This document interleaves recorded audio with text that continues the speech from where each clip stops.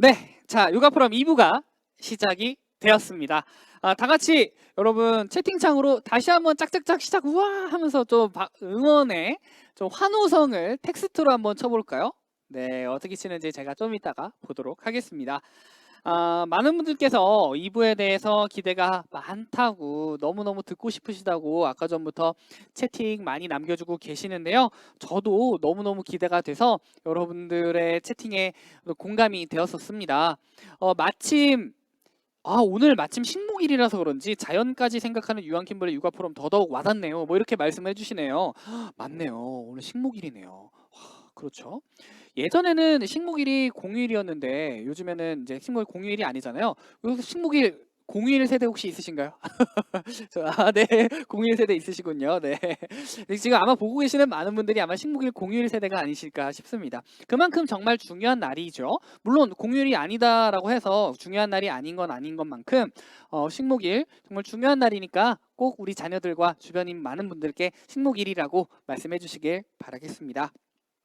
자, 그럼 2부에서는 어떤 육아 경연이 펼쳐질지 한번 확인해 볼까요? 2부에서는 가족치료 전문가이자 최성애 박사의 행복수업의 저자이신 HD 행복연구소 소장 최성애 박사님과 함께하는 행복한 육아를 위한 준비된 엄마 아빠 되기 시리즈죠. 그 두 번째, 소중한 우리 아이를 위한 안전한 보금자리 만들기에 대해서 알아보는 시간을 가져보도록 하겠습니다. 안전한 보금자리라고 한다면 여러분들은 어떤 생각이 드시나요? 집을 좀 안전하게 만들어야 되나? 뭐 이런 생각도 하실 수도 있고 좀 여러 가지 많은 좀 생각이 떠오르실 텐데요. 사실 생각해 보면 저도 아이를 키우면서 우리 아이에게 어떻게 하면 이 아이의 존재, 우리 같이 있을 수 있는 이 존재의 보금자리를 만들어줄 수 있을지 좀 고민을 많이 했었던 것 같습니다. 어떻게 하면 우리 아이에게 좋은 보금자리를 만들어줄 수 있을까요? 이번 육아 프로그램 2부 육아 강연에서 그 해답과 그리고 많은 생각들 가져가시길 바라겠습니다. 행복 전문가 최성애 박사님을 모셔보도록 할게요. 최성애 박사님 안녕하세요. 네, 안녕하세요. 안녕하세요. 반갑습니다. 네. 우리 2달 만에 뵙네요. 그렇네요. 2달이 정말 빨리 갔어요. 네, 별일 없으셨죠? 네. 다행히. 네. 알겠습니다. 저도 이번 강의를 꼭 한번 듣고 싶어서 너무너무 기대했는데 지금 이제부터는 1회부터 해서 계속 쭉 보시는 시청자분들이 많기 때문에 아마 네. 기대를 굉장히 많이 하실 것 같아요. 그래서 오늘 네. 강의도 잘 부탁드리겠습니다. 감사합니다. 네, 그럼 네. 지금부터 시작해 주시면 될 것 같아요. 네. 안녕하세요. 저도 오늘 이 시간이 참 기다려졌습니다. 우리가 예비부모, 초보부모들을 위해서 행복한 육아를 한다고 그랬죠. 전체 6강 중에서요. 오늘은 그 두 번째인 안전한 보금자리 만들기라는 것으로 하겠습니다. 자, 이 안전한 보금자리란 뭘까? 예. 그다음에 이거는 왜 필요할까? 또 어떻게 만들지? 예, 이 세 가지 what, why, how에 대해서 제가 오늘 말씀을 드릴 텐데요. 어떤 것들은 여러분들이 이미 익히 아시고 또 어떤 부분에서는 아마 저보다도 더 잘 아시는 부분도 있을 거예요. 하지만 오늘 여러분들께서 또 여러분 미처 생각해 보지 못했던 그런 부분도 아마 아시게 될 것 같습니다. 자, 오늘 내용의 이야기의 순서는요. 무엇이 잘못된 태교인지, 그 다음에 안전한 보금자리라는 건 뭔지, 또 그게 왜 필요한지, 그리고 우리가 어떻게 정말 최상의 안전한 보금자리를 만들 수 있는지 거기에 대해서 말씀을 드리겠고요. 그리고 실습 몇 가지 하겠습니다. 자, 그러면 우리가 잘 알듯이 이렇게 태교, 저는 정말 이것이 좋은 우리나라의 그 전통이라고 생각이 되는데요. 그 태교라는 것은 사실 제가 미국에서 오래 살면서 아예 그걸 모르는 사람들도 많았어요. 너무 당연한 것 같은데 그래서 뭐 임신 중에도 술을 마시거나 담배를 피거나 뭐 아니면 막 무슨 뭐 파티를 한다든지 또 아주 좀 굉장히 아주 강한 운동을 한다든지 그런 거를 아무렇지도 않게 하는 그런 모습을 많이 봤는데요. 태교라는 것은 임산부의 행동이 태아에게 심리적, 정신적, 또 신체적, 예, 특히 정서적 부분이 굉장히 중요한데요. 심리적, 정서적, 신체적으로 영향을 미친다는 것을 근거로 해서 임신 중에 태아에게 가능한 좋은 영향을 주기 위해서 언행을 삼가하고 또 태어나기 전 태아가 잘 자라기 위한 준비를 보다 잘 할 수 있도록 좋은 환경을 만들어주고자 하는 그런 태중 교육을 말하는데요. 크게 몇 가지로 나눌 수가 있겠죠. 하나는 태담, 태교라고 해서 정말 좋은 얘기, 부드럽고 다정한 이야기를 우리가 그 아이한테 들려주는 거죠. 왜냐하면 엄마 뱃속에 있어도 소리를 듣는다고 하잖아요. 들을 뿐 아니라 그걸 기억하기 때문에 애들이 태어나서 자기가 뱃속에서 익히 들었던 익숙한 그 음성을 가진 사람들에게 좀 더 관심을 보인다고 합니다. 그러니까 당연히 욕설을 하거나 크게 싸우는 건 아이들한테 정말 나쁘겠죠. 그다음에 이제 음악 태교 잘 아시잖아요. 제 음악 중에서는 어떤 거는 우리 심장 박동수를 매우 불규칙하게 뛰면서 오히려 스트레스를 주는 그런 음악이 있는가 하면 우리 마음을 또 몸을 편안하게, 특히 심박 변이도를 아주 고르고 일정하게 함으로써 몸에 좀 더 좋은 성장 호르몬, 활력 호르몬인 DHEA를 나오게 하는 그런 음악들이 있습니다. 아마 여러분들이 보통 뭐 태교 음악이라고 해서 많이 들었을 거예요. 주로 모차르트라든지 뭐 그런 음악을 들을 텐데 저는 개인적으로 캐논 음악 아시잖아요. 예, 캐논을 조금 다양한 버전으로 듣는 것도 그게 심박 변이도에 굉장히 고르고 일정한 그런 그 패턴을 만들어내기 때문에 참 좋고 또 밤에 잘 때도 예, 아주 편안함을 주기 때문에 전 개인적으로 많이 들었습니다. 그 다음에 세 번째는 운동 태교인데요. 당연히 가만히 있는 것보다는 예, 너무 지나치지 않는 한 예, 활동적이고 규칙적인 운동을 하는 것이 산모에게도 중요하고 또 아이 발달에도 아주 좋죠. 예, 뭐 혈액순환도 잘 되고 기분도 좋고 스트레스도 덜 받고 하니까요. 저는 이제 임신 중에 그때 이렇게 스트레칭을 많이 했는데요. 그러니까 일명 뭐 요새 말로 하면은 뭐 태교 요가라고 하나요? 예, 그러니까 너무 강한 운동보다는 이렇게 몸을 이제 부드럽게 움직여주면서도 골고루 다 여러 부분의 근육과 그 골절들이 이렇게 잘 스트레칭이 될 수 있도록 그렇게 했었는데 그게 참 좋았어요. 왜냐하면 아이도 건강하게 잘 자랐을 뿐 아니라 그 다음에 이제 아이 낳고 난 다음에 회복에도 굉장히 좋았거든요. 그래서 여러분들께서 물론 잘 하고 계시겠지만 아무리 바쁘다 하더라도 운동할 시간은 꼭 이렇게 좀 마련해 두시면 좋겠고 또 부부가 같이 한다면 더욱 좋겠죠. 예, 그 다음에 이제 오감 태교라고 해서요 여러 가지 예, 시각, 청각, 후각, 미각, 촉각의 그런 다양한 그런 뭐 음식이라든지 소리라든지 그림이라든지 예, 이런 것들이 이렇게 우리 그 기분을 좀 편안하게 해주고 즐겁게 해주는 것을 하면 좋겠는데요. 이런 얘기가 있어요. 그 아기들 예, 이유식 할 때 굉장히 많이 편식하는 아이들을 보니까 그 아이들의 어머니 식사 습관이 예, 굉장히 말하자면 편식 쪽이거나 또 아니면 예, 모유 수유가 아닌 그런 그 분유 수유를 할 때 아이들이 음식 맛에 다양하게 이렇게 접해보지 못함으로 해가지고 한두 가지 맛에만 익숙해져서 그 맛을 더 찾기만 한다 이제 이런 것도 있거든요. 그래서 우리가 다양한 음식, 건강한 음식, 가능하면 이렇게 좀 자연식 이런 것들을 먹게 되면 자연히 나중에 아이들도 그런 쪽에 더 음식을 선호할 수 있을 것 같습니다. 자, 그렇다면 예, 나쁜 태교란 어떤 걸까요? 예, 나쁜 태교는 물론 예, 이런 거에 해당되는 뭐 좋지 않은 여러 가지 불안정하고 굉장히 위험한 환경이나 혹은 소리나 혹은 뭐 그런 여러 가지 그 뭐라 그럴까요? 이제 뭐 활동이나 이런 것들이 다 포함이 되겠지만 그 중에서도 태아에게 과도한 스트레스를 주는 그런 상황이라면 그거는 좋지 않겠죠. 요즘 같은 그 코로나가 이렇게 만연한 시기도 사실은 아이들에게 참 좋지 않을 수도 있겠다 하는 생각이 가끔씩 드는데요. 왜냐하면 일단 예, 외부 활동 같은 게 많이 이제 이렇게 제약이 되고 또 사람들과 편안하게 즐겁게 만나는 시간도 제약이 되고 집에 갇혀 있다 보면 스트레스도 많이 받게 되고 이제 이러니까 태아에게도 좀 스트레스를 줄 거고 아니면 너무 시끄럽거나 또 너무 이렇게 뭐 불결한 그런 환경들도 좋지 않겠죠. 그런데 그 중에서도 예, 아주 좋지 않은 것을 제가 조금 이따 말씀을 드릴 건데요. 이게 왜 아이들한테 안 좋으냐? 뇌과학적으로 보자면 이미 태아 때부터 태아 한 8개월, 임신 8개월 정도 되면 아이의 뇌 속에서 편도체라는 것이 이제 이렇게 발달하기 시작을 하는데 편도체는 공포, 고통, 혹은 이 뭐랄까 놀람 뭐 이런 것들을 이렇게 처리하는 그런 곳이거든요. 그런데 이 태아들도 만약에 부부가 크게 싸우거나 혹은 거기에 어떤 뭐 폭력이 있거나 할 때 뱃속 안에서도 엄청나게 큰 스트레스를 받는다고 하거든요. 그러니까 이제 편도체가 작동을 하기 때문에. 그리고 이렇게 태아 때 느꼈던 그런 편도체의 트라우마는 나중에 커서도 아이들이 유사한 뭐 큰 소리를 듣는다든지 어른들이 싸운다든지 할 때 굉장히 민감하게 반응하는 요인이 될 수도 있습니다.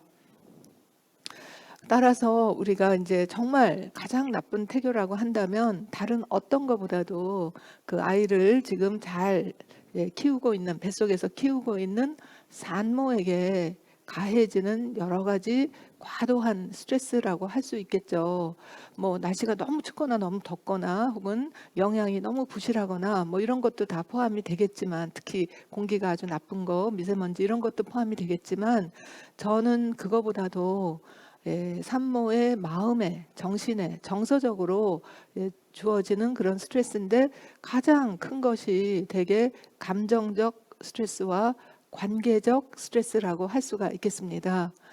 감정적인 건 물론 우리가 짜증나거나 화나거나 슬프거나 외롭거나 우울하거나 불안하거나 이런 것들을 다 포함하겠지만, 이런 것들이 주로 어디서 오느냐? 혼자 가만히 있을 때 오는 것이 아니라 관계 속에서, 즉 배우자와의 관계 혹은 시댁이나 친정과의 관계 혹은 주변 사람들과의 관계에서 오는 스트레스가 굉장히 산모에게는 아주 독성의 그런 그 스트레스를 유발할 수가 있고, 이것은 고스란히 탯줄을 통해서 아기들에게도 전달이 될 수 있기 때문에 정말 이중으로 굉장히 좋지 않을 수가 있겠죠. 그래서 제가 이제 우리가 어떻게 하면 산모에게 이런 과도한 스트레스가 주어지지 않을까, 그런 이제 대책 혹은 좋은 방법들을 나중에 더 말씀을 드릴게요. 자, 그러면 만약에 그 아이들을 지금 기대하고 있는 그런 예비 부모들이나 혹은 아이들을 지금 낳아서 키우고 있는 초보 부모님들에게는, 일단 아이가 태어날 거다 하면은 여러 가지 준비를 하고 또 많이 바쁘죠. 이제 크게 제가 4가지로 나눠봤는데요. 공간적 준비, 물질적 준비, 그다음에 시간적 준비랑 관계적 준비, 이렇게 나눠봤습니다. 첫째, 공간적 준비라면 만약에 이제 부부가 그냥 둘만이 썼다면 방 하나도 괜찮고 또 뭐 좁은 공간이라도 괜찮을 수 있겠지만, 이제 아이가 태어난다 그러면 적어도 아이 요람을 어디다 둘지 또 잠을 어디서 잘지 우리가 공간적인 거를 고려해야 되겠죠. 그리고 또 아이가 자라는 동안에도 우리가 그 아이의 공간이 안전하고 좀 더 편안한 그런 공간들이 필요할 텐데요. 저는 이 안전한 어떤 공간적 준비에 있어서 특히 아이들의 그 어떤 뭐 어떻게 요람이라고 그러나요? 크랩이라고 하는 아기들이 자는 그 작은 침대, 뭐 또 아이를 위한 여러 가지 이제 가구들 같은 거를 준비하실 텐데, 거기에서 참 중요한 것은 그게 이제 꼭 그 아파트라든지 그 사는 그 주거 그거만이 아니라 공간적으로 정말 그 주변에 이웃과는 어떤 공간이 있는가, 아니면 또 이렇게 산책할 수 있는 안전한 그런 공원이라든지 또 교통편이라든지 이제 이런 것들을 두루 살펴보아야 될 거라고 생각이 됩니다. 참고로 저는 이렇게 결혼하고 처음 집을 장만할 때 그때 아이가 없었지만, 이제 앞으로 아이를 낳을 거다라는 그런 생각하에 그럼 아이들에게 어떤 공간이 좋을까 했을 때 제일 우리가 먼저 고려했던 것은, 그때 이제 미국에서 저희가 그 대학 교수로 있었는데요. 그 일터인 그 캠퍼스 대학교하고 저희 집 사이의 거리를 걸어서 오갈 수 있는 거리면 좋겠다 해서 그렇게 집을 찾았습니다. 물론 조금 더 떨어진 곳에 뭐 더 새롭고 더 좋은 집이 있을 수 있었지만, 저희는 그 오가는 시간을, 그러니까 즉 교통에서 허비되는 그 많은 시간을 가능한 가족과 아이와 함께 보내기 위해서 걸어 다닐 수 있는 거리를 했고, 그러니까 좋은 게 뭐냐면요.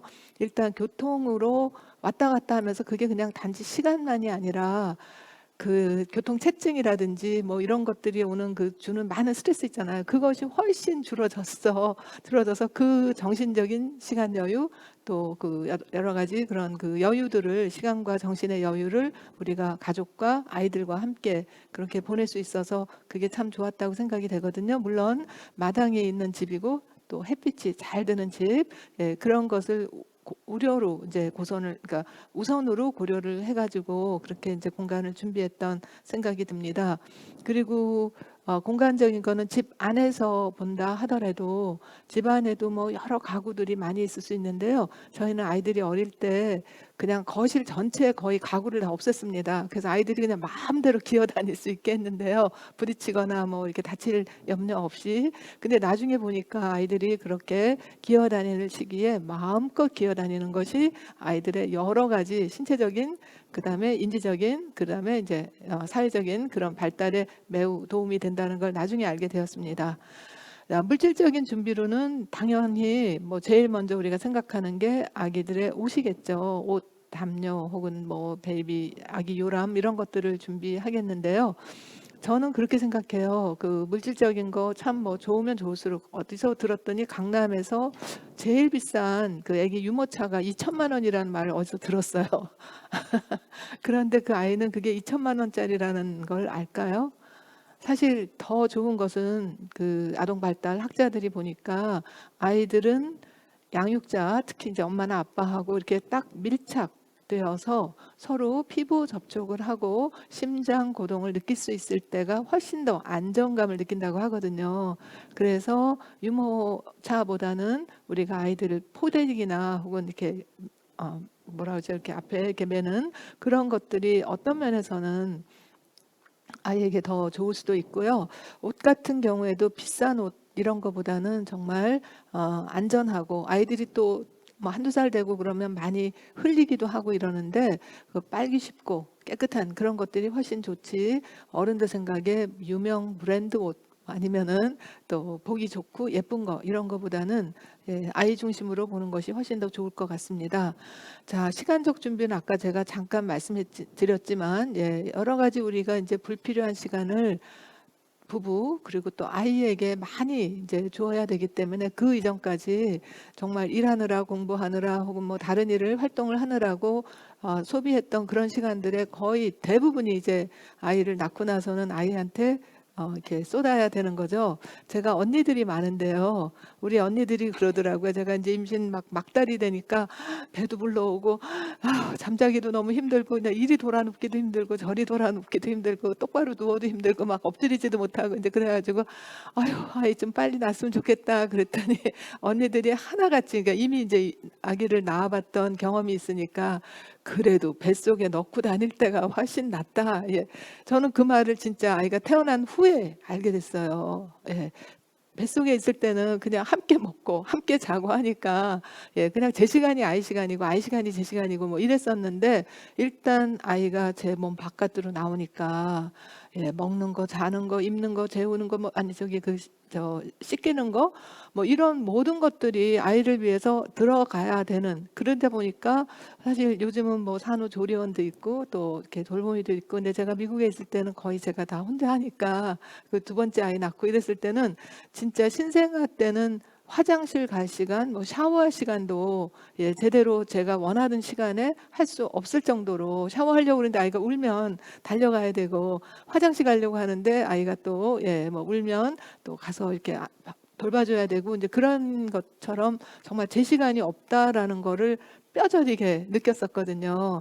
그래서 그때 우리가 아이 태어나고 나서 저희 남편이랑 같이 자 이렇게 정말 아무리 준비가 잘 됐다 하더라도 막상 아이가 태어났을 때 예기치 못했던 이 많은 그 변화들을 어떻게 하면 아이에게 가장 그 최적화해 줄 수 있고 스트레스를 덜 줄 수 있을까 하고 생각을 해보니까 이제 수면 문제인데요. 제가 나중에 조금 더 말씀을 드리겠지만 아이의 잠자는 시간 깨는 시간과 어른들의 잠자는 시간 깨는 시간이 일치되지 않은 경우가 많잖아요. 특히 맞벌이 부부거나 혹은 뭐 외벌이 부부라 하더라도요. 그래서 우리 나름대로 어떻게 했냐면 저와 남편의 시간을 합치면 24시간 48시간이잖아요. 48시간 중에서 아이에게 필요한 것을 먼저 우선으로 한다.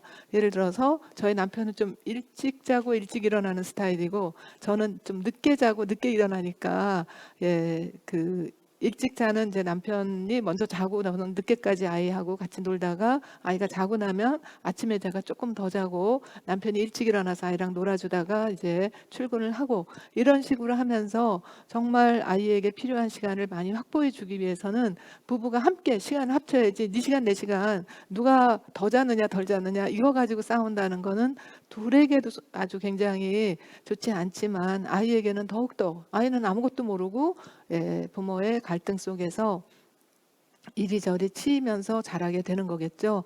그래서 우리가 시간적인 준비 그런 것도 단지 그냥 일을 할까 말까만이 아니라 조금 더 장기적으로 왜냐하면 좋은 소식은 뭐냐면요. 아이가 그냥 맨날 그렇게 다 시간을 요구하지 않거든요. 점점 크면서 아이가 점점 독립적으로 되고 어린이집에 가고 유치원 가고 학교 가면서 이제 우리가 다시 시간을 확보할 수 있으니까 너무 단기간적으로 생각하시기보다 좀 장기전을 치를 마라톤 뛰는 그런 마음으로 이렇게 대비를 하시면 좋을 것 같습니다. 자, 그렇게 하기 위해서는 관계적 준비도 굉장히 중요하죠. 사실 그 관계적 준비를 제가 지난번에도 말씀드렸지만 아이 하나 키우는데 어른 넷이 최소한 어른 넷이 필요하다고 하잖아요. 먹여주고 재워주고 입혀주고 또 돈 벌어다 주고 공부시켜주고 놀아주고 이런 것이 4명이 필요하다고 하는데 그런데 그 지금은 뭐 핵가족에다가 또 맞벌이 부부다가 그러면 아이들이 관계를 제대로 긍정적으로 경험하지 못하고 거기에다가 또 요새 아이들을 그러니까 형제 자매가 많이 적고 하나나 둘밖에 안 낳잖아요. 그러다 보니까 아이들이 관계적으로 여러 다양한 경험을 해보지 못한 상태에서 그대로 크게 되면 굉장히 본의 아니게 이제 아이들이 좀 뭐라 그럴까요? 이렇게 자기 중심이 된다든지 혹은 여러 가지 관계적 상황에서 어려움을 느낄 수가 있습니다.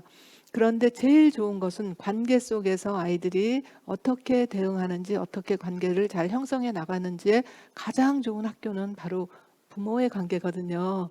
그리고 그 부모의 관계가 탄탄하고 안정적이면 대개 그 주변 사람들 즉 뭐 그 외가 혹은 친가와의 관계 혹은 이웃과의 관계 혹은 교회나 그런 다른 공동체와의 관계도 점점 확장하면서 긍정적으로 될 때 그때 아이들이 정말 굉장히 풍요롭게 잘 자랄 수가 있겠죠. 좋습니다. 자, 그러면 우리가 이제 보금자리에 대해서 조금 더 말씀을 드릴게요. 보금자리는 뭐 일명 둥지라고도 할 수가 있겠는데요. 이 보금자리는 이렇게 물리적인 보금자리도 있지만 그러나 존재적인 보금자리 혹은 우리의 그 어떤 그 뭐 상징적, 사회적, 정신적 그런 보금자리도 다 포함을 할 수가 있겠습니다. 제일 먼저 아이가 이제 이렇게 생기게 되면 이게 뭐 수정이 되고 그러면은 아이의 처음 집은 엄마의 뱃속 자궁이겠죠. 제가 그런 생각을 가끔 해요. 왜 아이는 엄마 뱃속에서 자라지? 머리에서 안 자라고 가슴에서 안 자라고 등에서 안 자라고 엄마 뱃속에서 자란단 말이에요. 생각해 보면 엄청나게 사실 신비로운 건데요. 왜냐하면 이 그 자궁이라는 것은 사실 오랜 진화 속에서 유전자가 고안한 인간의 원초적인 보금자리이거든요. 사실 우리 몸 속에서 봤을 때, 몸 전체를 봤을 때 가장 좀 안전한 곳이기도 하죠. 그래서 이 자궁은 그 안에 아기를 지탱하고 존중하며 시간과 공간 속에서 아이의 정체성을 규정하는데요. 뭐 음식 영양가도 되지만 그러나 그거 외에도 많은 것들이 이제 자궁에서 이 아이들이 그 자기의 존재를 확보할 수 있게 됩니다. 탯줄을 통해서도 그렇고요. 양수를 통해서도 그렇고 그러면 이것이 아이에게 어떻게 왜 필요한가를 조금 살펴보자면 엄마와 아기는 서로 깊은 영향을 심리적으로 신체적으로 호르몬적으로 또 혈류적으로 에너지 공급을 통해서 굉장히 많은 신호를 주고 받는다 이랬거든요. 이것은 아주 유명한 그 심리 치료자였던 알버트 페소 교수님께서 하신 말씀입니다. 제가 여기다 이렇게 인용을 했는데요. 그때 스위스에서 이분을 제가 만났는데 저도 굉장히 감명을 받았습니다. 사실 서양의 학자들이 이렇게 엄마 뱃속 태아에 대해서 얘기하는 거는 그렇게 흔치 않았거든요. 주로 아동 발달 학자들은 이제 아이가 태어난 후로부터 그렇게 이제 아이들을 관찰하고 하는데 이분이 태아에 대해서 이렇게 말씀하시는 거 보고 굉장히 굉장히 통찰력과 지혜가 깊으신 분이구나라고 생각을 했는데 실제로 이분은 그렇게 우리가 혈리적으로 호르몬적으로 심리적으로 아이와 벌써 이미 뱃속에서 소통을 하는 꼭 신호를 주고 받는다고 하는데 이거는 이제 현대과학이 밝혀냈죠. 그런데 여기서 중요한 것은 뭐냐 하면 이 아기가 아무것도 모를 것 같아도 원치 않았던 아이인가 아니면 정말 고대하고 기다리고 진짜 정말 관심과 사랑을 듬뿍 받는 존재인가를 뱃속에서 아이들은 느낀다는 거예요. 호르몬적으로 또 신경계적으로 혈류적으로요. 예를 들어서 조금 좀 극단적인 얘기는 하겠지만 만약에 이 아이가 성폭행을 당해서 생긴 아기라면 혹은 또 그 남녀가 이제 헤어지려고 하는데 아이가 덜컥 생기는 바람에 헤어지지 못하는 그런 경우라든지 혹은 부모가 원치 않은 아이일 수도 있겠죠. 뭐 또 아니면 뭐 아들을 원하는데 딸이다 뭐 이런 것도 원치 않는 그런 존재가 될 수 있잖아요. 그럴 때 이 아이는 이미 뱃속에서부터 그것을 느낀다는 거죠. 뭐 알지는 못해도 느낀다는 거죠. 그래서 제가 여쭤봤어요. 페소 교수님한테 어떻게 그걸 알아요? 그 사람이 그 아기 때 그거를 알았는지 몰랐는지 그랬더니 그 페소 교수님이 65년간 임상을 하셨는데 본인도 사실은 이것을 잘 몰랐대요. 그런데 그 상담실에 어떤 내담자가 걸어 들어오는 모습을 보면 대충 짐작이 가더라는 거예요. 그래서 어떤 모습인데요? 그랬더니 들어올 때 뭔가가 흐느적거리고 그러니까 공중에서 제대로 뿌리가 안 내린 것 같이 흐느적 걸어서 들어오거나 앉아있는 자세가 이렇게 똑바르지 않고 이렇게 뿌리가 제대로 내리지 않은 것 같이 이렇게 기대 있거나 이렇게 옆으로 쏠려 있거나 그러면 이 제대로 존재의 보금자리를 확보되지 못한 상태에서 임신된 경우가 너무나 많더라는 거예요. 그래서 여쭤봤대요. 혹시 당신이 원했던 아이냐 원치 않았던 아이냐 하고 여쭤봤더니 대개는 이제 그 내담자도 모르는 경우가 많잖아요. 근데 그 다음에 자기가 갔다 와서 너무나 놀라면서 자기가 그 뭐 부모님이나 주변 사람들한테 물어봤더니 뭐 이러저러 하더라. 그 중에 하나가 뭐 진짜 뭐 성폭행으로 아이가 생겼다든지 원치 않았는데 생겼다든지 심지어는 외도나 불륜으로 보통 우리가 이제 사생아라고 하죠. 혼외 자녀로 숨겨진 아이로 이렇게 생기는 바람에 그래서 엄마 뱃속에 있을 때부터 정말 뭐 아이를 어떻게 이제 태어나지 않게 하려고 했던 뭐 어떤 노력이 있었거나 혹은 그런 마음을 가졌던 경우가 있더라고. 이 사람들도 몰랐다가 오히려 알게 되는 경우가 있다는 거예요. 그런 걸 보면서 정말 태아도 이것을 진짜 암묵적으로 몸으로 느끼는구나라고 그렇게 알게 되었다는 거죠. 그래서 원치 않은 아이는 이미 자신의 존재의 자리가 엄마 뱃속에서도 물리적으로는 엄마 뱃속에 있지만 환영받지 못한다는 것을 느낀다는 거죠. 그리고 아이가 태어났을 때 정말 더 구체적이고 물리적이고 의미적이고 상징적인 자리가 필요한데요. 태어났을 때 정말 대부분의 경우는 엄마 아빠는 물론이고 뭐 할머니 할아버지도 그렇고 이모고모 삼촌 주변 사람들이 전부 다 너무나 반가워하죠. 너 태어났구나. 하고 반가워해주고 그 다음에 눈을 맞춰주면 아이들이 심리적으로 사회적으로 존재적으로 내가 내 자리가 여기구나라는 그런 느낌이 들게 된다는 거죠.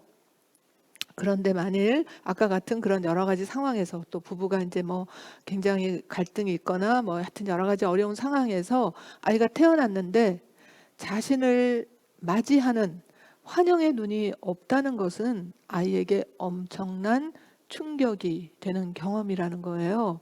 너무나 놀라겠죠, 사실. 그런데 우리가 아기가 뭘 알아 이럴 수 있잖아요. 유태인들은 아이들의 영혼은 이미 그 아이가 엄마 뱃속에 자궁에 그 착상되기 전에 영혼은 이미 40일 전에 다 완성이 되어 있다고 합니다. 물론 이것을 뭐 믿거나 말거나 하겠지만, 그래서 영적인 존재로서의 태아는 이것을 느낄 수 있고, 또 영아들도 뭔진 모르지만 자기가 태어남으로 해서 정말 가족들이 정말 행복해하고 기뻐하고 반가워하는 것과 아주 싸늘하고 귀찮아하고 싫어하고 그다음에 없었으면 좋겠다라고 하는 것을 느낀다는 거죠. 제가 굉장히 어려운 내담자가 있었는데요. 그분이 자기 아이를 사랑하는 데 있어서 너무너무 어려움을 많이 겪었습니다. 그래서 이제 사실은 아이 문제로 저한테 상담이 왔었거든요. 근데 제가 이제 이 근원적인 걸 찾아보니까 그 엄마 자체가 그 딸 하는 그 집에 7번째 딸인가? 그래서 또 딸이 태어났다고 그 자기의 어머니, 즉 아이의 할머니죠. 그 산모가 이 아이를 그냥 운목에다가 밀어놨었대요. 그리고 젖을 주지 않았답니다. 근데 동네 사람들이 아니 왜 아기가 태어났다는데 아무 소리도 안 나느냐 그래가지고 미역국을 끓여 갖고 왔더니 아이가 운목에서 한겨울에 거의 차갑게 얼어가지고 정말 기아 상태로 거의 죽다시피 했는데, 동네 사람들이 자기를 이제 보듬어주고, 그래서 이분이 본인의 엄마하고 연결도 안 됐고 엄마에 대한 상당한 거부감과 적대감이 있었거든요. 그런데 자기가 자라서 제 엄마가 되고 나니까 정말 아이를 사랑하고 싶은데 그 느낌이 없는 거예요. 안겨졌던 느낌, 그 포근한 느낌, 눈이 맞아지면서 까꿍하던 그런 경험이 없으니까 아이를 사랑하는 방법을 몰랐던 거죠. 그래서 뭐 물질적으로는 엄청나게 비싼 옷, 비싼 무슨 뭐 여러 가지 그런 가구 이런 것들을 아이한테 줬지만, 그러나 그 아이는 거기에서 충족되지 않은 어떤 그런 공허감 이런 걸로 이제 많은 어려움이 겪었죠. 그래서 아무튼 이렇게 아이가 자기를 환영하는 그런 존재가 없다는 것은 마음속에 존재의 보금자리가 확보되지 않았다는 것과 마찬가지입니다. 그러면 구체적으로 이렇게 보금자리가 준비되지 않은 그런 보금자리가 결핍된 그런 사람들이 커나가면서 어떤 증상을 보이느냐, 대표적인 게 일단 뭔가가 자기가 소속감을 느끼려고 굉장히 애를 쓰는데, 그러니까 외국에서는 뭐 갱단, 우리나라는 일진 혹은 뭐 조폭 이런 사람들 중에 보면 정말 그런 조직에 몸 바쳐서 소속되기 위해서 나쁜 짓도 한다는 거죠. 그만큼 굉장한 그런 소속감을 갈망하기도 하고요.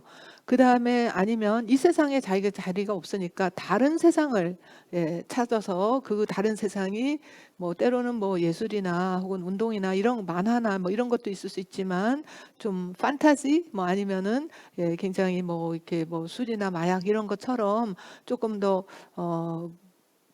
뭐라 그럴까, 그러니까 건강하지 않은 어떤 다른 세계에 몰입을 한다든지, 때로는 특정 대상에게 아주 그냥 강한 집착을 보이기도 한다고 하거든요. 그래서 이 관계라는 게 상호적이어야 하는데 한쪽에서 원하지 않는데도 뭐 일방적으로 엄청난 구애를 한다든지, 또는 이것이 사람이 아니라면 어떤 자동차 혹은 장난감 혹은 옷 뭐 이런 것에, 신발 뭐 이런 거에 아주 그냥 너무너무 집착을 하고 강박증을 보일 정도로 많은 것을 이렇게 수집하고 이제 이러는 것을 볼 수가 있고요. 그리고 또 많은 경우에 이렇게 존재의 자리가 확보되지 않은 사람들이 자라면서 내내 공허감을 느끼는데, 그 공허감이 결국은 우울증으로 나타나기도 하고 또는 자해나 자살 시도로 나타나는 경우도 많다는 것을 임상가들은 많이 보았다는 거죠.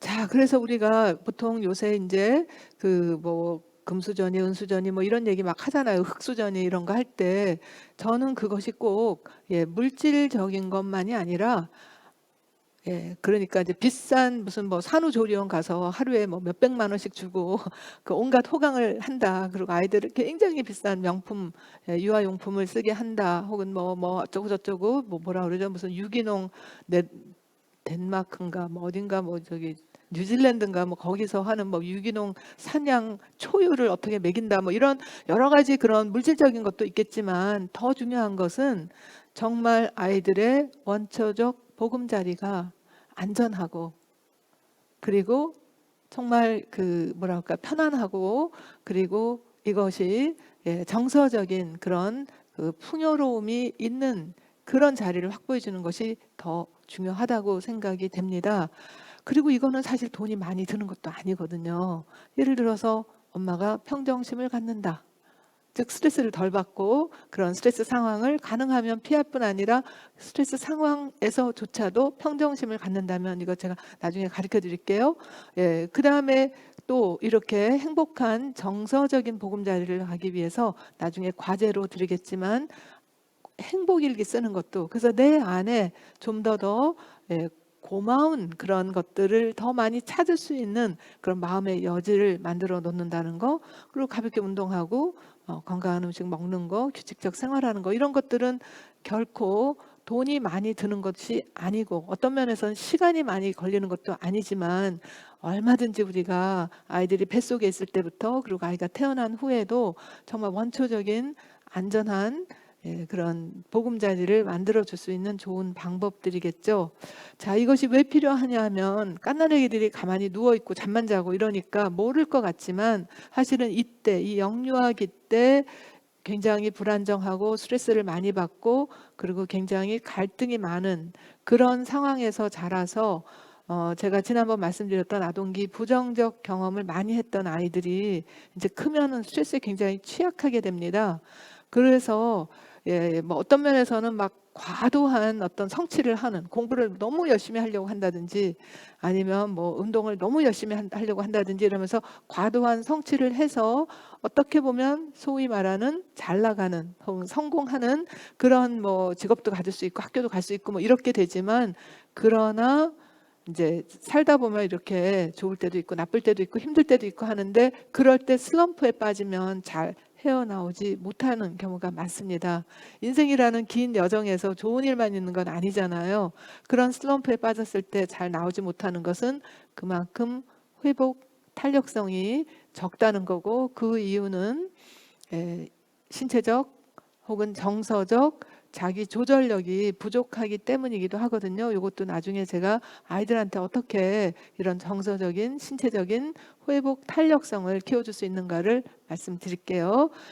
그리고 이런 회복 탄력성이 없으면 마치 이렇게 나뭇가지가 부러지는 것처럼 혹은 유리잔이 깨지는 것처럼 한 방에 훅 가는 경우도 있죠. 그래서 아주 잘 나가던 유명인이나 연예인이 어떤 뭐 댓글 나쁜 댓글을 본다든지 아니면 자신의 기대가 이루어지지 않고 그럴 때 정말 한 방에 그냥 바로 극단적인 선택을 하는 경우 이런 것도 이것은 정말 그 회복 탄력성의 부족으로 볼 수가 있습니다. 자, 그래서 우리가 아이들을 이제 길게 보고 성공적으로 잘 행복하게 건강하게 잘 자랄 수 있게 하기 위해서 정말 중요한 질문을 한번 해보겠습니다. 이제 아이들이 살아가다 보면 성공할 때보다 잘 안 될 때가 훨씬 더 많을 건데요. 정말 간단한 예를 들어볼게요. 애들이 걸을 때 맨 처음에 그냥 처음부터 잘 걷지 않잖아요. 여러 번 넘어집니다. 그리고 김연아 선수도요. 정말 그렇게 잘하지만 엄청나게 엉덩방아 많이 찍고 그 뭐 엉덩이랑 뭐 저기 발이랑 이런데 멍이 가실 날이 없었다고 하잖아요. 그러니까 우리가 뭔가를 이루기 위해서 굉장히 많은 도전과 실패를 겪을 텐데 그럴 때 정말 포기하거나 집어치우고 싶을 때도 많이 있는데 이때 이런 자녀들이 누구 혹은 무엇을 찾게 될까? 이게 굉장히 중요한 질문입니다. 그리고 또 이 자녀가 누구 또는 무엇을 찾기를 바라세요, 여러분은. 그러니까 이게 너무 여러분들한테 먼 얘기인 것 같아서 조금 시간을 당겨 보겠습니다. 실제로 영국에서요. 이제 한 뭐 서너 살, 5살 미만의 아이들, 그런 아이들이 놀이터에서 놀고 있을 때 얘가 넘어졌거나 혹은 다쳤을 때 아이들이 누구에게 가장 먼저 가는가를 연구를 했답니다. 제가 사지선다형으로 한번 여쭤볼까요? 1번, 평소에 자기를 잘 먹여주던 사람. 2번, 평소에 자기한테 공부를 많이 가르쳐줬던 사람. 3번, 평소에 아이들에게 뭐라 그럴까요? 그 야단을 많이 쳤던 사람. 4번째, 평소에 잘 놀아주고 보살펴줬던 사람. 답은 너무 뻔하겠죠. 그런데 사실은 그 사람들이, 어른들이 되게 많이 이렇게 혼란스러워하는 게 아니까 뭐랄까 착각하고 있는 게요. 많이 먹여준 사람한테 갈 것 같죠? 아닙니다. 아이들은 먹여준 사람보다, 아니면 비싼 옷을 사주고 또 비싼 학비를 대주는 사람보다 많이 놀아주고 특히 정서적으로 잘 돌보던 사람에게 바로 간다고 합니다. 왜냐하면 그 사람을 더 믿기 때문이라죠. 근데 아이만 그런 게 아니에요. 사실은 원숭이도 그런답니다. 이거는 되게 오랜 아주 고전적인 연구에 해당이 되는데요. 해리 할로 박사라는 분이요. 그 아기 원숭이들이 그때 당시만 해도 행동주의에서는 이렇게 생각을 했거든요. 아기가 엄마한테 매달리는 거는 그 저 때문에 그렇지. 우유, 그러니까 그 영양가 공급이 안 된다면 엄마를 필요로 하지 않을 것이다. 예, 그런 지금 같으면 말도 안 되는 이론인데 그때 행동주의는 그렇게 믿었거든요. 예, 그 우유라는 보상 때문에 이제 거기에 있는다. 그래서 해리 할로 박사가 정말 갓 태어난 그런 그 신생 원숭이 아기들을요 2가지 모형 엄마 원숭이한테 줬답니다. 그러니까 그 모형 앞에다 놔뒀답니다. 하나는 철사로 된 모형 엄마 원숭이인데 거기에는 우유병이 있어요. 그리고 또 하나는 아주 보들보들한 그런 헝겊으로 만들어진 그런 모형 엄마 원숭이인데 거기에는 우유병, 젖병이 없었습니다. 자, 아기가 어디로 갔었을까요? 여러분 생각에는 어때요? 당연히 뭐 우유가 있으니까 그쪽으로 가겠지? 그게 아니었습니다. 아기들이 훨씬 더 많은 시간을 보들보들한 엄마 모형 인형에 안겨 있으려고 하더라는 겁니다. 그러다가 정 배가 고프면 그때서야 철사 모형에 가서 젖만 먹고 다시 또 엄마한테 가는데, 더 흥미로운 것은 만약에 이 연구자가 호랑이 소리나 천둥번개 소리 같은 아주 무서운 소리를 들려주게 되면 그 아기 원숭이들은 예외 없이 헝겊 원숭이한테 가서 매달려서 위안을 받으려고 하더라는 거죠. 이런 것을 접촉 위안이라고 합니다. 접촉해서 안겨서 위안을 받아야지 이게 우유로 되는 게 아니라는 거죠. 그래서 우리가 먹는 거 입는 거 학교 보내는 거 정말 중요한데, 그러니까 이러잖아요. 다 너 먹여 살리려고 이렇게 힘들다. 너 공부시키려고 내가 이렇게 열심히 일한다. 그런데 아이들이 바라는 건 그렇게 비싼 옷이나 비싼 뭐 사립학교, 사립유치원이 아니라는 거죠. 정서적인 따뜻한 그 품이 훨씬 더 아이들에게 정신적인, 정서적인 건강과 성공에 도움이 된다는 거예요. 자, 그러면 이제 컸을 때도 그렇게 어린 유치원 아이들도 그래서 제일 먼저 달려가는 것이 먹여준 사람이 아니라 자기와 놀아준 사람, 그리고 자기를 보듬어 안아주던 사람한테 가면서 이것이 자라서 학교 다닐 때 혹은 또 대학에 다닐 때, 사회에 나왔을 때도 정말 힘들 때 실제로 가지 않더라도 정신적인 마음의 베이스 캠프가 되어준다는 거죠. 직장에서 혹은 관계에서 굉장히 어려움을 느낄 때 제일 먼저 떠오르는 어떤 그 존재가 만약에 여러분이라면, 부모라면 그건 부모로서 성공한 거죠. 그렇죠? 예, 그러면 세계 어디에 있더라도 또 그 가까이 있지 않더라도, 그런데 요즘 캥거루족이라고 많이 얘기를 하잖아요. 집에는 있는데 마음은 멀어 있어요. 그리고 서로 싸워요. 이제 그런 경우도 제가 상담을 많이 하는데요. 그것은 사실은 물리적으로는 가까이 있어도 마음으로는 굉장히 멀어져 있다는 거죠. 그래서 마음의 베이스 캠프가 되어주기 위해서는 아주 영유아기 때부터 아이들에게 근원적인, 원초적인 보금자리를 잘 해주시면 좋겠다는 거죠. 자, 이런 근원적인 안전지대, 안전 기지가 잘 준비되지 않은 아이들은 이제 커나가면서 여러 도전과 스트레스를 받을 때 2가지 행동으로 보통 나오는데, 하나는 공격하기, 외부로 표출되는 거죠. 남자아이들은 주로 이렇게 외부로 표출됩니다. 또 하나는 도피하기, 주로 이제 여자아이들인데 이것을 내면화하면서 이제 우울해지고 자존감이 낮아지고 이렇게 되는데요. 그런데 이것은 뭐 남자 여자 꼭 그렇게 구분되는 것만은 아니고요. 도피적인 행동 중에서 대표적인 게 여러 가지 중독이거든요. 그러니까 휴대전화 중독, 혹은 게임 중독, 혹은 술, 담배 중독, 혹은 뭐 이렇게 저기 뭐죠, 이렇게 도박이라든지 아니면 쇼핑이라든지 심지어는 성형 중독 이런 것도 다 도피적인 행동의 일부라고 생각이 됩니다. 왜냐하면 갈 데가 없으니까. 자기 엄마, 아빠로부터 받았던 근원적인 마음의 보금자리가 없으니까 자꾸 딴 데 가서 그런 위안을 찾고자 하는 것이 바로 이런 공격적 혹은 도피적 행동이라고 볼 수가 있습니다. 그래요. 그래서 부모님이 아이들의 성공적인, 행복한, 건강한 미래를 위해서는 무엇을 해줘야 되느냐? 집과 부모의 마음이 자녀의 따뜻한 보금자리가 되어주는 것이 정말 중요합니다. 그래야지만 힘들 때 가서 쉴 수 있는 그런 마음의 고향이 되는 거고, 그리고 그 고향이라는 것은요, 그거를 떠올리기만 해도 만약에 미소가 지어진다면 그거는 정말 굉장히 큰 위로와 그다음에 안심감을 줄 수가 있습니다.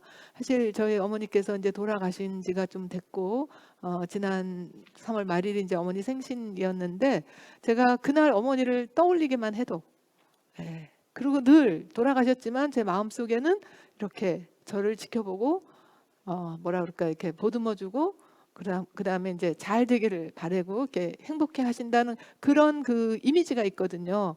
그러니까 어디 가도 든든해요. 제가 미국에서 살 때도 그랬고, 뭐 해외 어딜 가더라도 든든한 그런 어떤 후원자가 있는 것 같고, 내 마음의 고향이 있는 것 같아요. 그래서 여러분께서 혹시 시간이 있으시다면 이 지금 강의가 끝나고 난 다음에 엄마 혹은 아빠 하고 어떤 그런 그 이미지를 떠올릴 때 뭐가 가장 빨리 머릿속에 떠오르는가? 무섭게 야단치는 엄마인가? 혹은 늘 바빠만 하던 아버지인가? 아니면 귀찮아하고 거리를 두던 그런 부모님인가?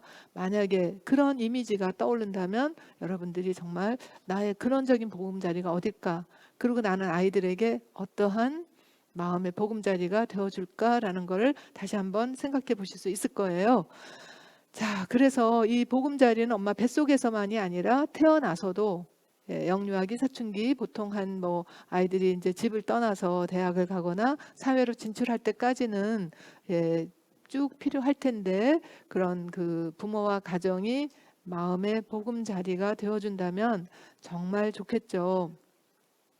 그래서 만약에 이제 이런저런 이유로 우리가 아이들에게 그런 안전한 보금자리를 뭐 마련해 주지 못하는 경우도 있잖아요. 뭐 임신 중에 뭐 굉장히 아팠거나 혹은 뭐 여러 가지 어려운 일이 있었거나 한다 하더라도 너무 걱정하지 않으셔도 됩니다. 왜냐하면 우리 뇌는 가소성이라는 게 있어서 늘 변화할 수 있거든요. 새로운 경험으로 또 다시 우리가 그걸 회복시켜 줄 수 있어요.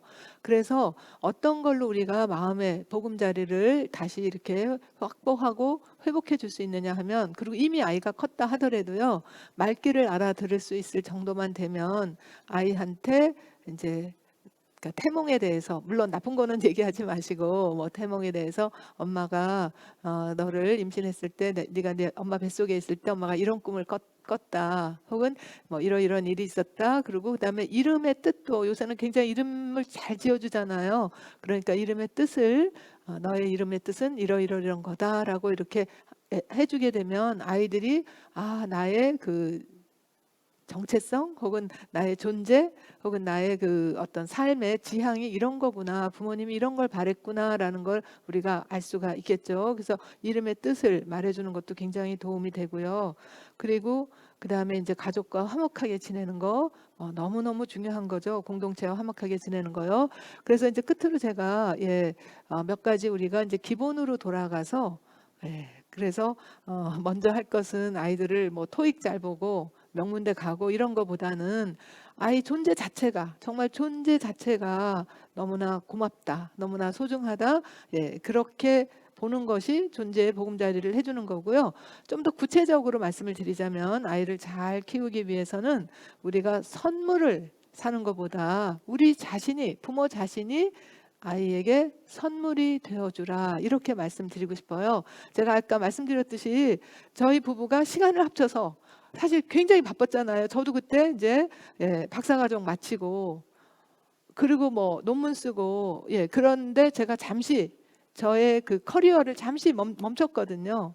저희 남편은 할 수 없이 이제 예, 돈을 벌기 위해서 교수를 했지만 저는 저의 커리어를 잠시 중단하고 그러고 저의 시간을 아이들한테 줬어요. 그게 최고의 선물이 아니었을까요? 제가 만약에 바빠서 교수 탄다고 허덕허덕하면서 막 아이한테 바빠가지고 했다면 아이는 왠지 모르게 쫓기는 듯 왠지 모르게 자기가 이렇게 불필요한 존재인 듯 그렇게 느낄 수 있었을 텐데요. 시간을 우리 부부가 합쳐서 아이한테 줬고 또 그다음에 여러 가지 이제 공간이나 거리나 이런 것들을 아이한테 맞춰서 아이의 발달 단계에 맞춰서 줬다는 거 이런 것이 바로 부모 자신이 선물이 되는 거죠. 비싼 무슨 뭐 유모차 사주고 비싼 무슨 뭐 예, 가구를 들여놓고 이런 것이 아니고요. 그다음에 아이를 잘 키우기 위해서 어디 놀이터 가고 뭐 놀이기구 태워주고 이런 거보다 부모 자신이 아이의 놀이터가 되어주는 거 정말 좋습니다. 아이랑 같이 놀아주는 거죠. 아이들이 제일 좋아할 때가 특히 신생아, 어린아이들이 영유아들이 제일 기뻐할 때가 이게 심장 박동수라든지 얼굴 표정으로 보면 부모의 얼굴을 바라볼 때랍니다. 그 바라보는 부모의 얼굴이 미소가 띄어져 있고 행복할 때 아이들은 너무너무 행복한 모습을 자기가 거울로 보는 것 같이 자기 존재 자체가 아주 정말 소중하다고 여겨질 거예요. 근데 그 부모가 얼굴이 찌그러져 있고 지쳐 있고 혹은 우울해하고 이런다면 아이들은 자기 존재 자체가 굉장히 무가치하고 그리고 아주 불필요한 그런 나쁜 존재라고 생각을 하겠죠. 그래서 제가 다시 우리가 나중에 좀 더 설명하겠지만 감정 코칭이 바로 이런 좋은 아이들과의 유대감을 이룰 수 있는 방법이라는 얘기를 다시 말씀드리겠습니다. 자, 그래서 오늘 여러분들께서 이 존재의 보금자리라는 것을 조금 생각을 하신다면 오늘부터 바로 하실 수 있는 과제를 한번 드려볼게요. 운동은 당연히 아이를 낳기 전이나 난 후에나 하시는 것이 스트레스 해소에도 좋고 몸 회복에도 좋고 또 그 여러 가지로 참 좋습니다. 저는 어떻게 했냐 하면 물론 아기 임신 중에도 운동을 했지만 태어나서는 정말 운동할 시간이 진짜 없더라고요. 그래서 제가 저희 남편한테 이랬어요. 아이가 만 3살 될 때까지는 나의 허리 굵기, 뭐 몸무게 이런 거에 대해서 언급을 하지 말라 그랬어요.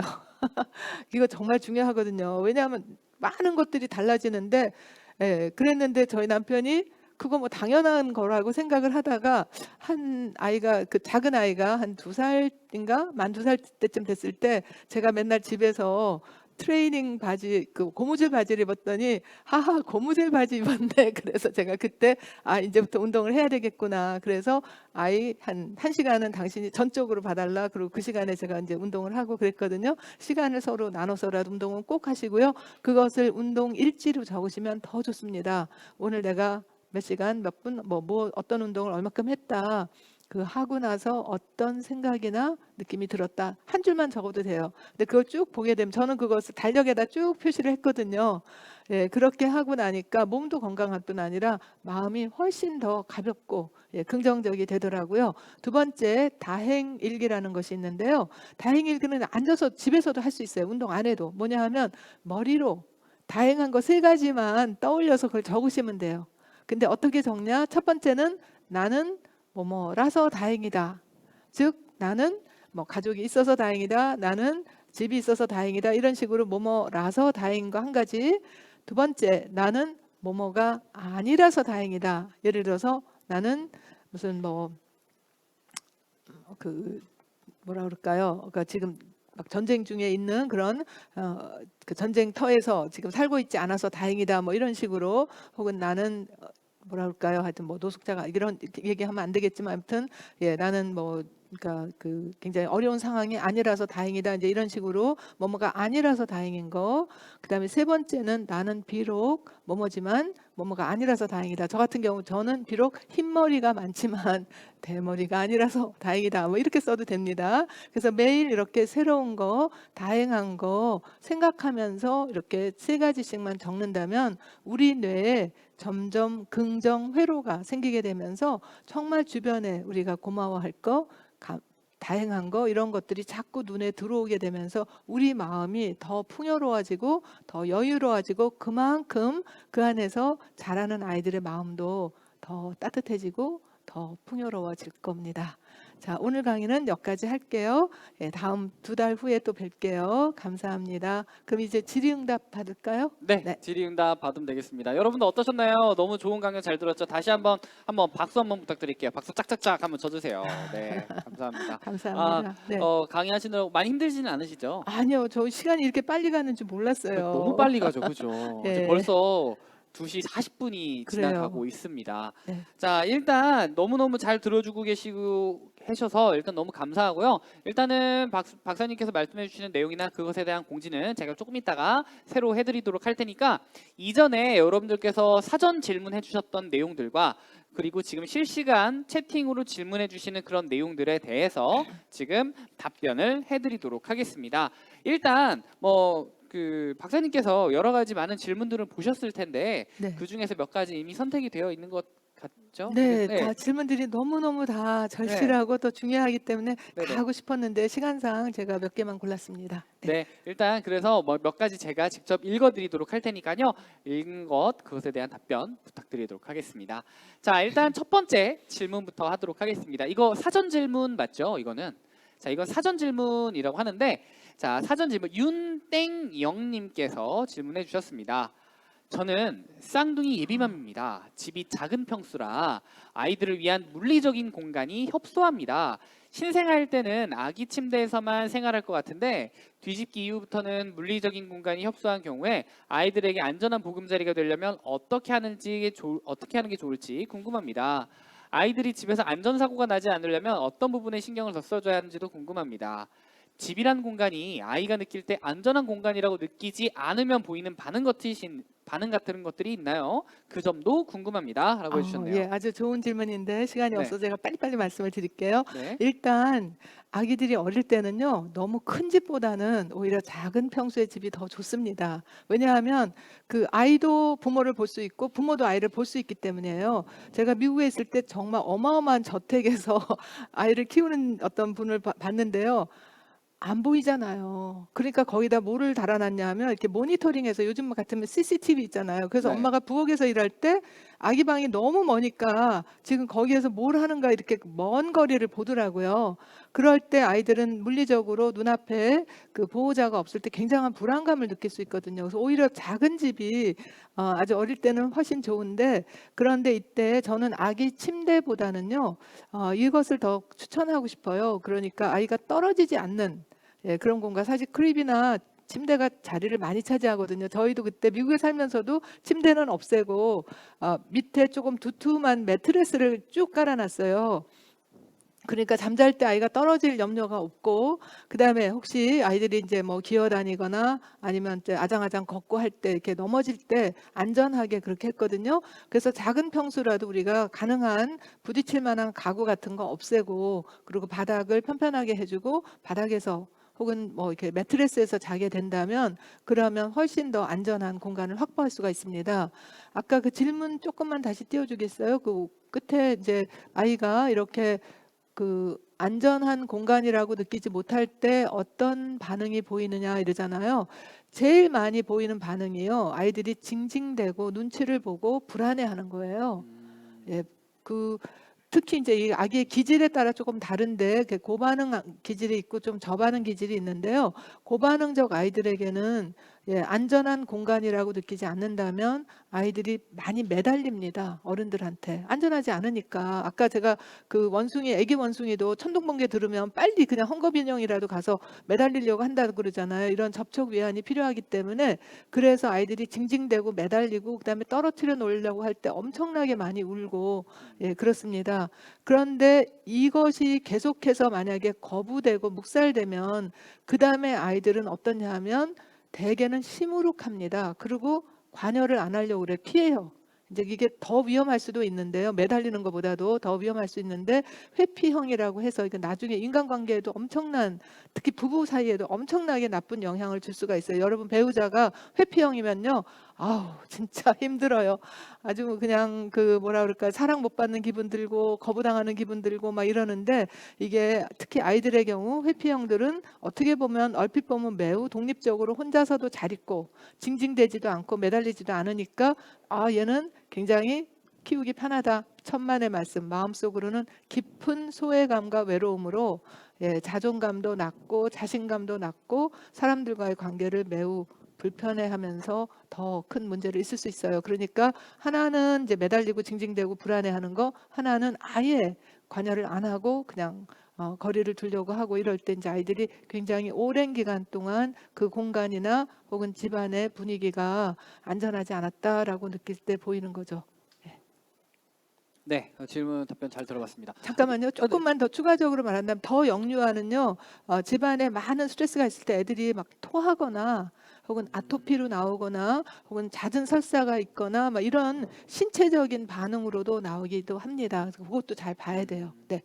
그 안전한 공간을 만들기 위해서 말 그대로 네. 아까 전에 말씀을 주셨듯이 물리적인 공간도 중요하고 정서적인 공간도 중요하지만 물리적인 공간에서는 좀 그런 부분들이 좀 필요하다. 근데 혹시 그냥 좀 궁금한 게 네. 요즘에 이렇게 펜스 같은 걸 친다고 하잖아요. 네네. 이 펜스 치는 같은 거. 그런 네. 것들 치는 거는 좀 어떻게 생각하세요? 펜스는 이제 그 크기 문제인데요. 아, 그렇죠. 네, 너무 게장같이 좁으면은 이렇게 좀 너무 작게 하면 네, 그 아이들이 물론 이렇게 그 칸막이를 통해서 이렇게 볼 수는 있지만 네.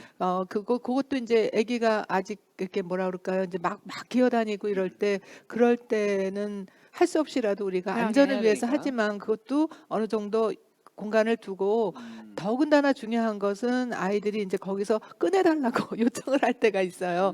그때 음, 그걸 묵살하면 안 된다는 거죠.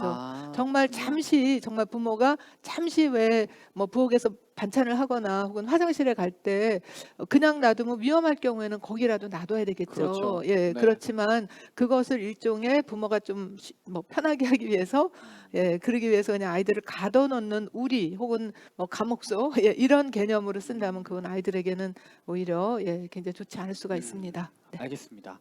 네, 일단 너무 감사드리고요. 또 다른 질문 받은 게 있어서 그 질문에 대한 답변을 부탁드리도록 하겠습니다.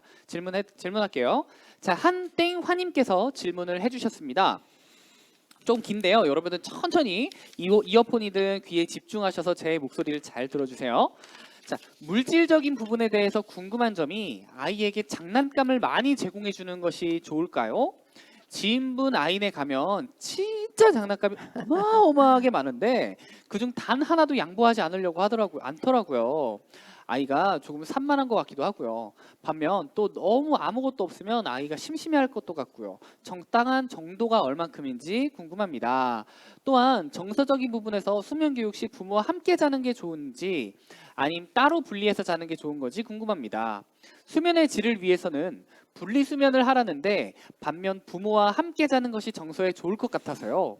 저희 집은 같은 장소에 침대를 따로 해서 자는데 저희 아이는 자다가 깨서 저를 찾더라고요. 같이 자면 계속 잘 자고요. 자, 이 질문은 한 두 가지네요. 밑에 더 있네요. 관계적 부분에서는 오전 일찍 출근해서 저녁 12시에 오는 신랑 덕에 아이가 아빠를 오전에라도 보라고 7시에 일어나서 함께 있게 하는데 더 자게 하는 게 맞을까요?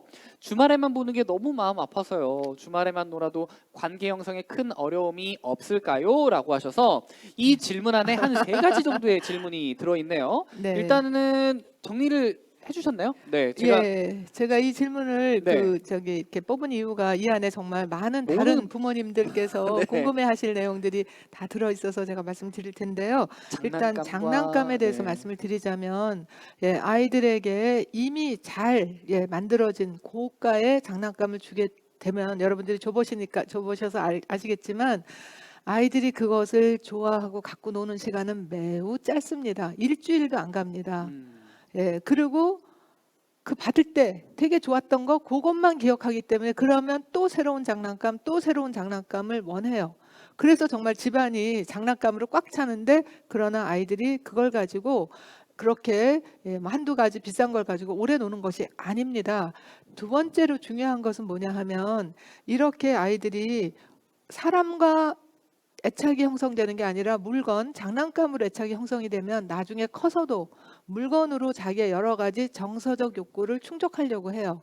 그러니까 이제 어릴 때는 그냥 장난감, 자동차인데 커서 이제 진짜 비싼 명품 자동차로 막 그거를 충족하려고 하는 사람들 사실 많이 있거든요. 아니면 여자들 같은 경우는 명품, 뭐 화장품, 옷, 백. 장신구, 백, 예, 네. 구두 이런 걸로.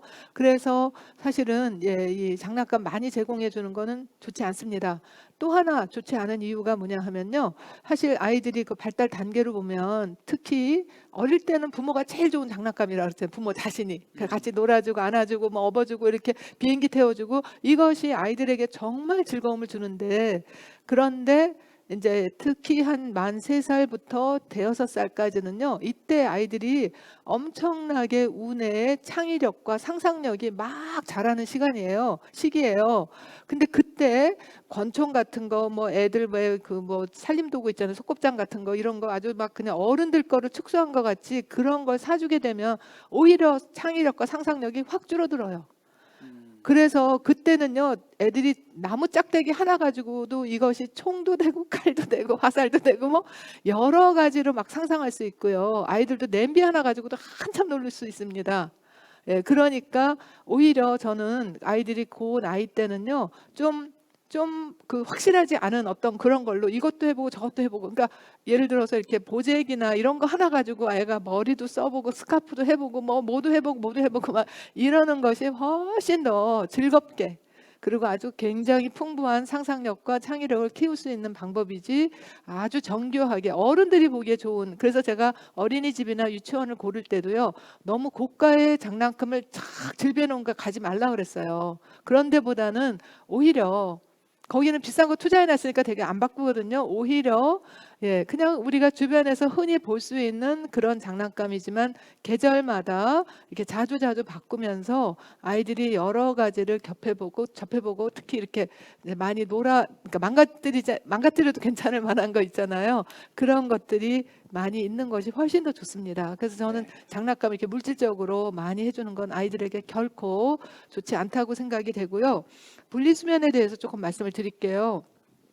제가 이렇게 가끔 엄마들 보시는 사이트 들어가 보면 그 아이가 이제 밤에 잘 때 이렇게 이제 자주 깨고 그러면 어른들이 너무 불편하니까 뭐 여러 가지 설들이 있는데 그런 설들 믿지 마세요.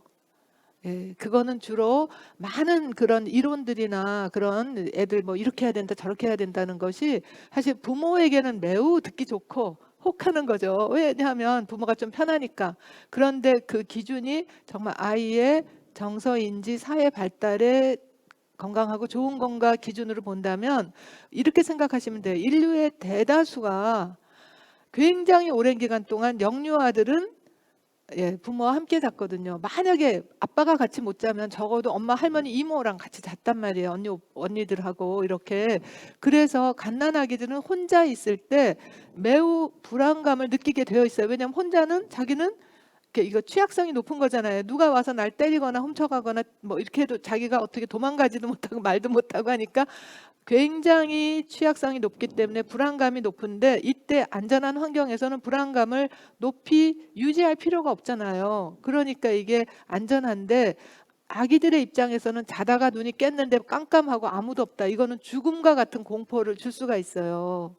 특히 언제 많이 그러냐 하면 생후 7개월, 8개월부터 한 18개월까지가 이때가 이제 애착 형성하는 때고 그러는데, 그 이전에 수면 습관이 잘 들여진 아이라 하더라도 자다가 뭐 소변이 마려울 수도 있고 아니면 뭐 목이 마를 수도 있고 배가 고플 수도 있는데 이렇게 눈을 떴을 때 주변에 아무도 자기를 보호해줄 존재가 없다고 하는 건 아이들한테 엄청난 공포가 되기 때문에, 부득이 만약에 아이를 따로 재워야 한다면 문을 열어놓고 아이가 부르면 들을 수 있는, 적어도 반응할 수 있는, 엄마 여기 있어, 예, 그렇게 얘기를 해줄 수 있는 공간에서 예, 재우는 것이 더 좋고. 그래서 제가 아까 말씀드렸지만 부모도 자야 되잖아요. 부모 못 자면은 아주 그냥 그 힘들고 지치고 하니까 또 부부 사이도 안 좋아지고 이렇게 되는데, 그런 걸 방지하기 위해서 우리가 수면 시간들을 어떻게 할 건가, 예, 부부가 함께 노력을 해야 됩니다. 예, 그리고 그때 서로 노력하면서 고마워하면서 양보하게 되면 아이들은 정말 잘 크게 돼요. 그런데 그때 부부가 서로 싸우면서 예, 4시간, 2시간 예, 예, 그런 걸 가지고 하게 된다면 정말 아이들은 이것도 저것도 못 얻게 되는 거죠. 그래서 그렇죠. 분리수면은요, 이것을 이렇게 좀 이렇게 천천히, 뭐라 그럴까요? gradually는 영어인데 단계적으로 점차적으로 아이와 이렇게 분리를 하는 것이 좋고요. 그게 언제가 좋으냐 이것은 여러 가지 논란의 여지가 있긴 한데 학자들마다 다르기는 한데요. 적어도 이제 만약에 정말 안심돼서 아이가 따로 혼자서 자는 것은 초등학교 들어가기 전후로 하시면 되는데 그 이전까지는 아까 말씀드렸듯이 처음엔 데리고 자다가 그다음에 옆에 재우다가 그다음에 조금씩 떨어지는. 조금씩 이렇게 떨어져서 아이가 언제라도 자기가 그 부모의 어떤 보호 그늘 안에 보호망 안에 울타리 안에 있다는 게 느껴져야 된다는 거죠. 근데 그것을 특히 생후 7개월에서 18개월 사이에 잘 형성하지 못하고 갑자기 아이를 띄워놓거나 갑자기 양육자가 바뀌거나 갑자기 아이와 잦은 결별이 있거나 뭐 직장 가고 하느라고요. 그런 아이들은 3살, 4살, 5살, 심지어는 10살이 돼서도 굉장히 불안감을 많이 느끼면서 오히려 부모들이 더 힘들어요. 독립이 잘 안 되기 때문에. 그래서 이때까지 좀 힘들더라도, 그러니까 제가 자꾸 강조하는 게 만 2살까지는요 조금 힘들더라도 아이들한테 조금 시간과 그 에너지와 자원을 몰아주게 되면 오히려 아이들이 잘 성장하면서 부모가 점점 더 자유로운 시간과 에너지를 확보할 수가 있습니다. 네. 네, 분리수면 제가 뭐 5, 6개월 특히 그거 할 때는 참 조심해야 된다는 거 다시 강조드리고요. 자, 아빠의 역할 여기서 말씀을 드릴게요. 여태까지 그 모자 관계는 많이 연구가 됐는데, 즉 엄마와 아이와의 관계는 뭐 여러 연구가 되어 있는데 아빠와 아이의 관계는 그렇게 많이 연구가 안 됐거든요. 그런데 연구를 해보면 해볼수록 아빠가 그냥 있는 게 아니더라고요. 아빠가 돈만 벌어주는 존재도 아니더라고요. 아빠의 존재는, 또 아빠의 육아 참여는 아이들의 언어 발달, 사회성 발달, 신체 발달, 그리고 특히 이 아이들의 그 지도력 이런 데에 엄청나게 영향을 미친다고 합니다. 근데 여기서 중요한 포인트가 있어요. 감정 코칭의 대가이신 가트맨 박사님 뭐라 그러냐면, 아빠가 육아에 참여하는 것은 아이들에게 굉장히 큰 영향을 주는데, 그런데 참여를 할 때 정말 긍정적으로 잘 참여를 하면 아이들이 엄마 혼자 키우는 것보다 훨씬 더 좋은 여러 가지 그런 모습을 볼 수가 있는데, 참여한다고 하면서 오히려 아빠가 부정적으로 막 겁을 준다든지 야단친다든지 무섭게 한다든지 그렇게 하게 되면 오히려 그냥 엄마 혼자 키우는 것보다 더 나쁜 그런 영향을 미친다고 합니다. 그래서 아빠들도 감정 코칭을 배우시는 거를 적극 추천합니다. 엄마들은 주로 아이들을 안전 위주로 키운다고 하거든요. 이게 뭐 동양이나 서양이나. 그래서 아이가 다칠까봐 넘어질까봐 그렇게 안전 위주로 키우니까 아이가 잘 돼봤자 요만큼 못 돼봤자 요만큼인데, 아빠가 개입할 때 정말 놀이를 하더라도 보통 엄마들은 안전한 놀이를 하려고 하는데 아빠들은 숨바꼭질을 하더라도 어딘가 정말 아이가 찾기 어려운 그런 곳에 숨어 있다가 갑자기 여우 하고 나타나면 그때 아이들이 엄청 놀라기도 하지만, 그러한 놀람은 정서의 폭에 탄력성을 주는 놀람이거든요. 그래서 아빠가 잘 놀아준 아이들이 유치원에서 학교에서 굉장히 인기가 많대요. 그냥 안전 위주로 가는 게 아니라 아이들이 모험심도 있고 지도력도 있고 또 창의적인 방법으로 많이 하니까. 그래서 우리가 아빠의 육아 참여는 정말 여러 가지 면에서 아이들의 신체인지 정서 사회 발달에 너무너무 중요하기 때문에 꼭 해주시면 엄마도 좋지만 아이들에게도 진짜 큰 도움이 될 겁니다. 네, 알겠습니다. 와, 이거는 저도 사실 지금 아이 키우면서 그 분리수면이나 네. 그리고 아빠의 정서적인 감정 네. 코칭이든 뭐든 그런 것들에 대해서 되게 좀 고민하고 있을 때였는데, 지금 딱 저에게도 너무 좋기도 하고 지금 보고 계시는 시청자분들께도 비슷한 연령대와 그 비슷한 고민을 하시는 분들이 많아서 정말 많이 공감이 됐을 것 같다라는 생각을 해봅니다.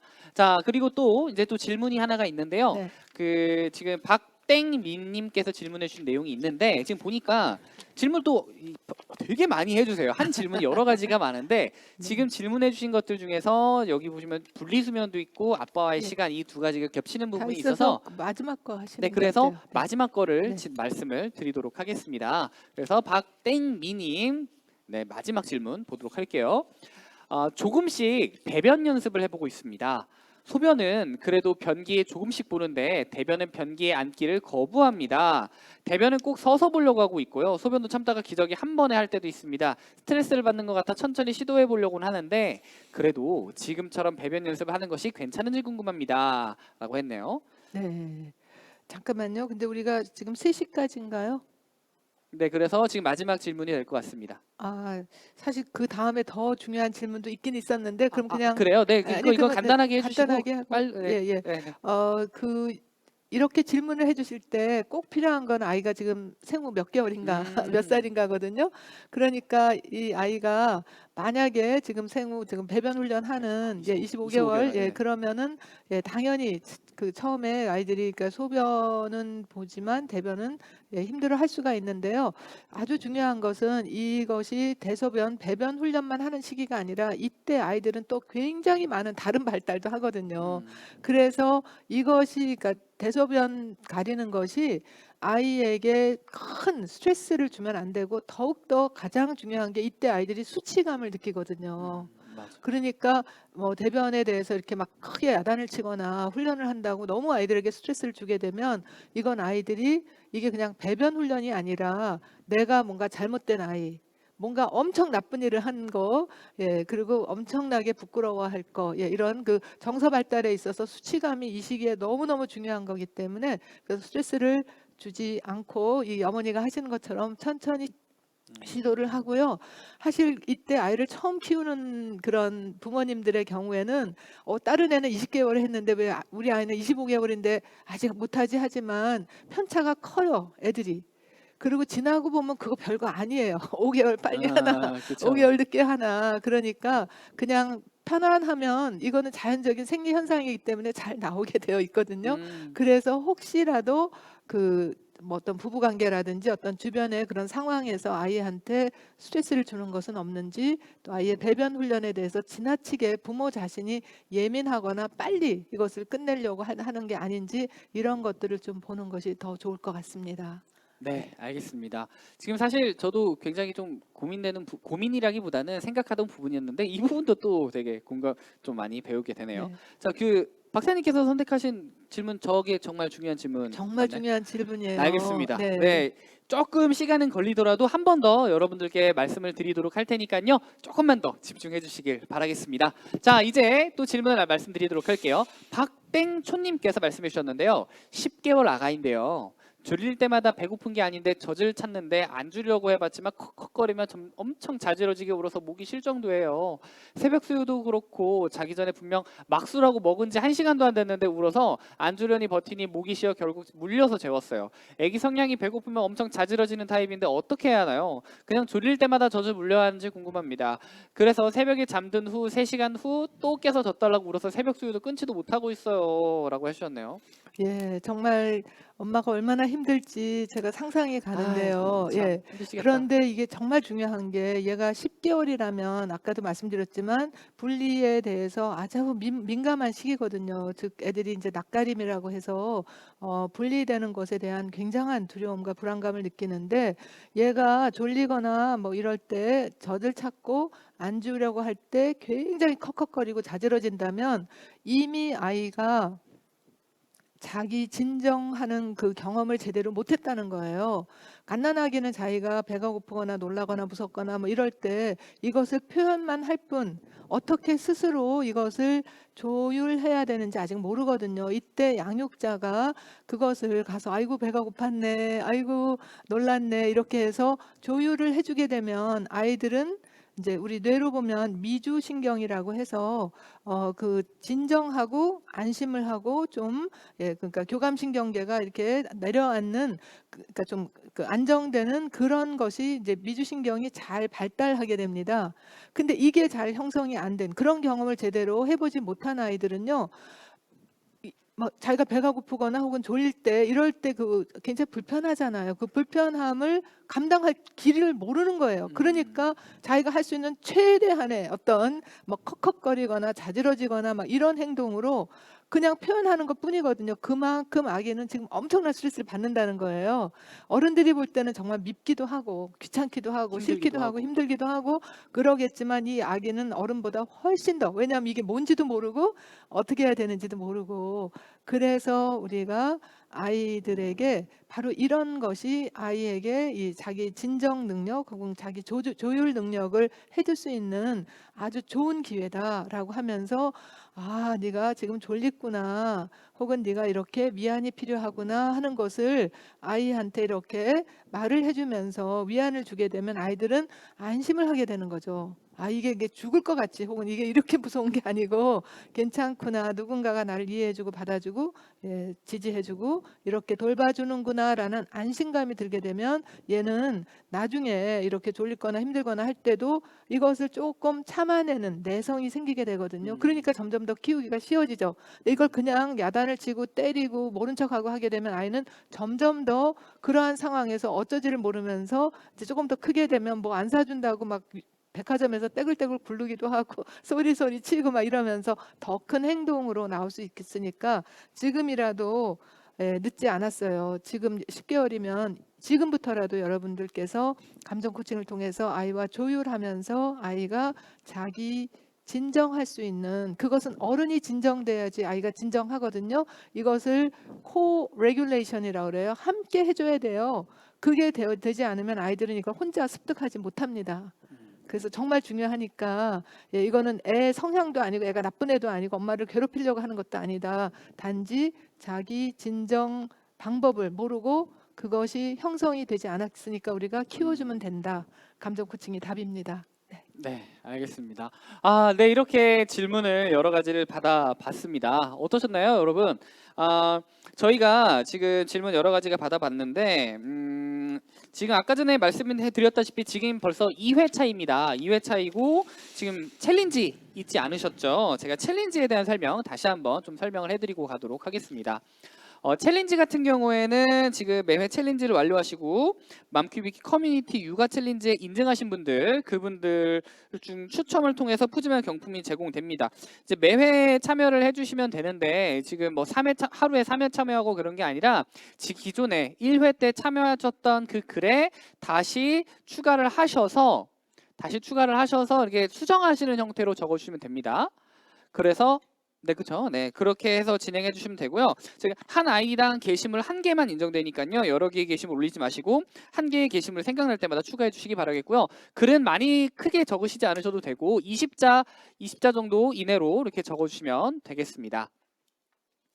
자, 이렇게 6회차 모두 참여하셔서 수료증과 푸짐한 혜택 받으시길 바라겠고요.